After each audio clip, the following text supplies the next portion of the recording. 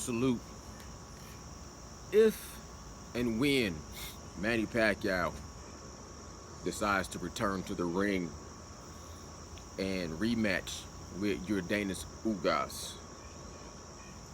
I um I don't count him out. I don't write him off. I can never write off somebody as special and a phenom, a phenomenal, extraordinary talent, and the mentality and the physicality and the spirituality of a great, um, unique, one in a trillion type of a person like Manny Pacquiao. Can't do it, won't do it. If he decides to come back, I think he has a. I'm on the fence whether or not I feel like he should come back, but that's really nothing to do with me. That's between Manny Pacquiao, his family, and God. And if he decides to come back and he fights Ugas, I really give him a huge probability or possibility to actually get redemption and win against Ugas. But I do see that it would be an uphill battle. It would be a challenge. I mean, he would be threading the eye of a needle with that fight. You know what I'm saying? One thing I have to say that Ugas does very well that a lot of fighters these days don't do as well is his defense is very solid. You know what I'm saying?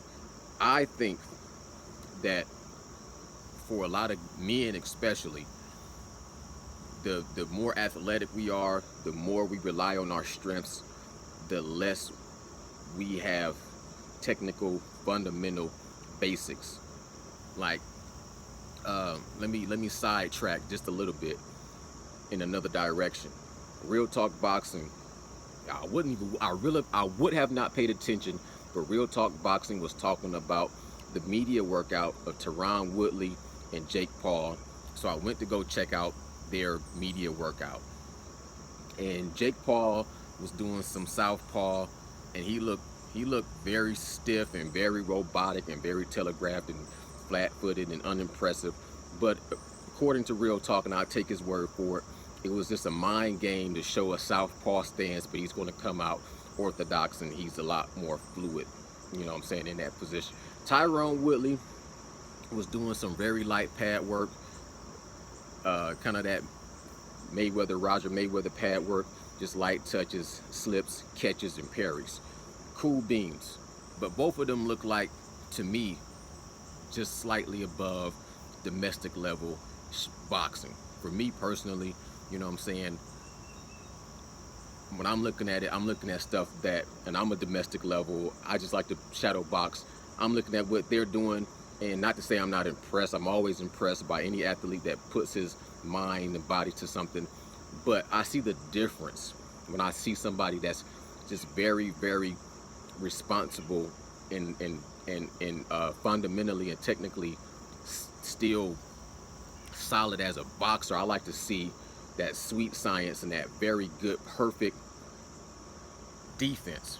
So when I was watching it, I was watching Amanda Serrano when she was doing her media workout, and just the difference is so night and day when you see a professional. Now, when it comes to women, that's one thing I like about women is they always have better form in almost every sport. You know what I'm saying? I'm not going to go into the whole battle of the sexes and who's stronger and genetics and this, that, and the third and muscle. And we all know how the anatomy works of an elite athlete male and an elite athlete female. My point is, in any sport that I ever watched, pool, table, tennis, basketball, boxing, females, since they can't just rely on all of these, you know what I'm saying, natural, God-given athletic, extra testosterone, extra muscle tissue, extra thicker bones, and this and this and this, they always are more dedicated to the craft of being technically correct, and they don't break that. Like if you watch girls play basketball, it's not as explosive, athletic, super dunks and 360s, but they play the game of basketball fundamentally correct.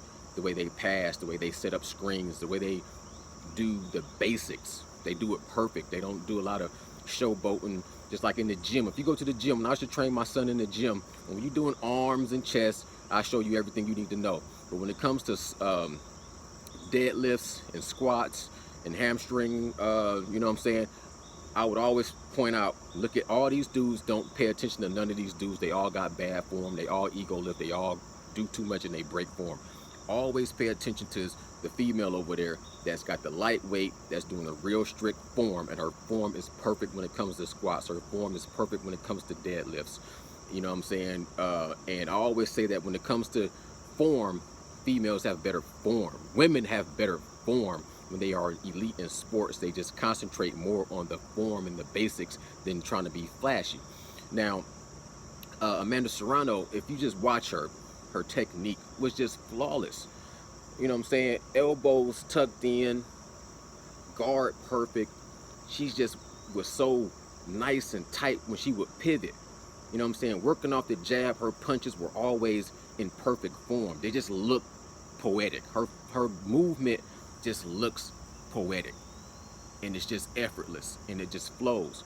But her defense, that's the main thing. Is, you know, a lot of guys like to let their arms start to hang down low, their shoulders get heavy, their guard is down here, they get all loose, they keep their arm down here low, and they got to do all, you know what I'm saying? And if they do have a decent strong shield, it's still just a little bit too low or a little too high. Like Spence high guard, when he would go to protect himself low, I always hated the way he would jump down to protect himself low. It would look like bald bull getting punched in Mike Tyson's punch out. I never liked that. It just don't look good, but it was effective. But Amanda Serrano, elbows in tight, perfect form, and just perfect punches, just crispy punches, pivot punch. You know what I'm saying? Her movement was just perfect. And you compare it to Tyron Woodley and Jake Paul, etc., etc. It just, you see the gap.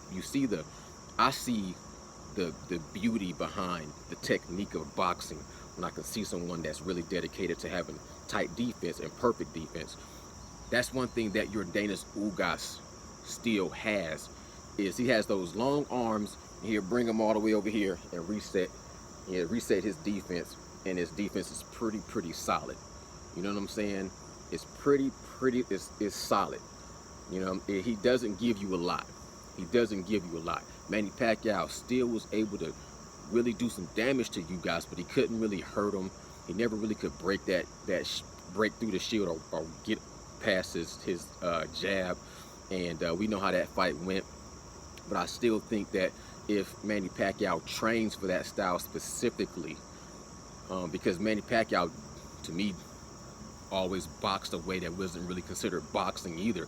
I mean, his defense really was just how his movement was, but he would jump in out there and throw punches that just, to me, you know, he was a phenom, like Roy Jones was a phenom.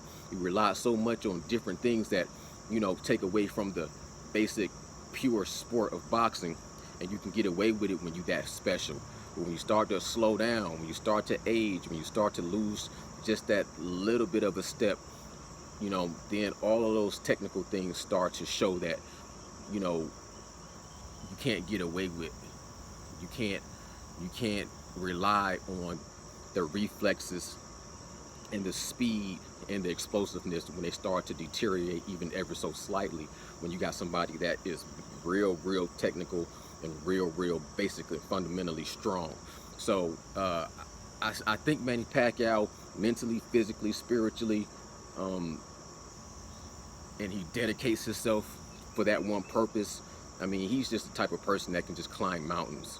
So I wouldn't be surprised if he came back. And if he came back, I would give him a very decent shot at beating Jordanis Ugas. But it would be an uphill. It would be climbing a mountain. It would be an uphill battle. But a lot of people don't give Jordanis Ugas credit for something that I like to give boxers these days credit, because it's rare. You hardly ever see boxers these days with the basics and 12 round, you know what I'm saying, fundamentally tight defense.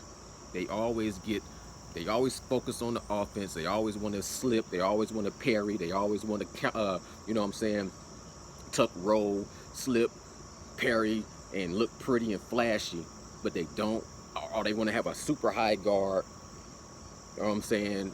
Or they want to shoulder roll and look pretty, but they don't want to have that straight up, have my body pivot, have my elbows tucked in, that old, you know what I'm saying, Joe Louis type of defense where your elbows is perfect and you can really, you know what I'm saying, see everything you need to see and establish everything off the jab and just box without the pretty, without the flashy razzle dazzle. Sometimes straight up and down, no special effects is very effective.